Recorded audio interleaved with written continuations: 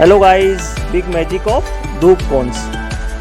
क्या आपको इसका रीज़न पता है कि इसका धुआं जो है नीचे की तरफ क्यों बहता है, ये ऊपर क्यों नहीं उड़ता? जैसे आम अगरबत्तियाँ की धुआं आप देखे होंगे तो ऊपर की तरफ फ्लो होती है, लेकिन इस कॉन की धुआं नीचे की तरफ फ्लो होती है, जैसा कि आप वीडियो में देख पा रहे होंगे।